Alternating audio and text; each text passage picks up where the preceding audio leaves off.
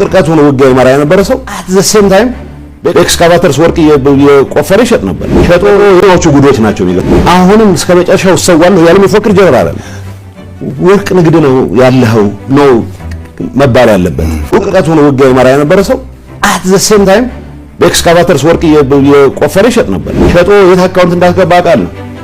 ማን የድለላ ገንዘብ እንደወሰደ አውቃለሁ። ይሄ ሁሉ ይዘን ነው እርምጃ መውሰድ አለብን። ተፈጥሮ የሰጣቸው ጸጋ መሆን ቀርቶ እርግማን ሆኖ የሚደፈርበት ሁኔታ በስፋት ታይቷል። አሁን የግጭት ሌላ የትርምስ ድባብ እንዲፈጠር እምነት ነው። አንዳንዴ ባምቻ በጋብቻ በቅርበት በምናምን ሆኖ የሰውን ጉድ ጠብቀህ የሰውን ገበና ጠብቀህ ልክ በውሸት የጀግንነት ታሪክ እና በአፋር በኩል ይገቡና ኮምፒውተራቸውን ይዘው ድሮን ሲመጣ መጣል የሚችሉ አሁን ይሄ ወይ ድንቆላ መሆን አለበት። የጦርነት ሰለባ እንዳይሆን ተጨማሪ የትግራይ ህዝብ የትግራይ ወጣት ይሄን ወንጀል ኢንተርፕራይዝ ማፍረስ ላይ መረባረብ ይቻላል። የኛዎቹ ጉድ ይገርሙኝ።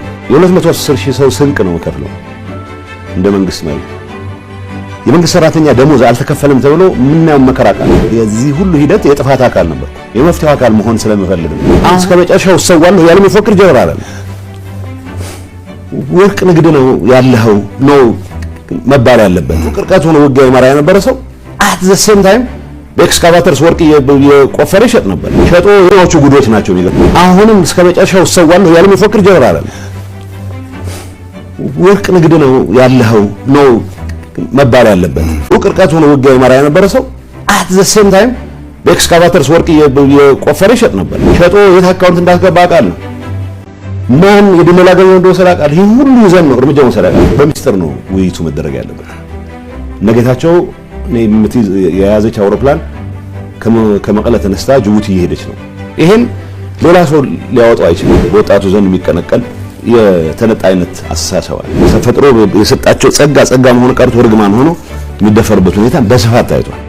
አሁንም ሌላ የግጭት ሌላ የትርምስ ድባብ እንዲፈጠር ምክንያት ሆነናል የሚል እምነት ነው። አንዳንዴ ባምቻ በጋብቻ በቅርበት በምናምን ሆኖ የሰውን ጉድ ጠብቀህ የሰውን ገበና ጠብቀህ ልክ በውሸት የጀግንነት ታሪክ ድሮን በጣም ያስቸግር ነበር።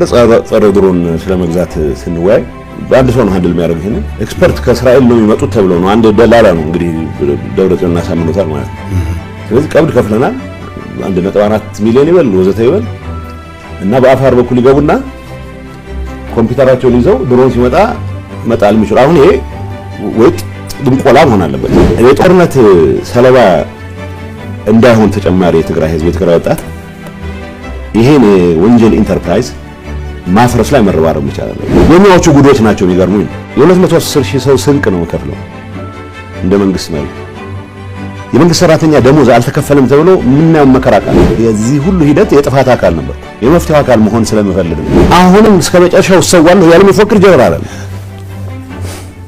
ወርቅ ንግድ ነው ያለው ነው መባል ያለበት።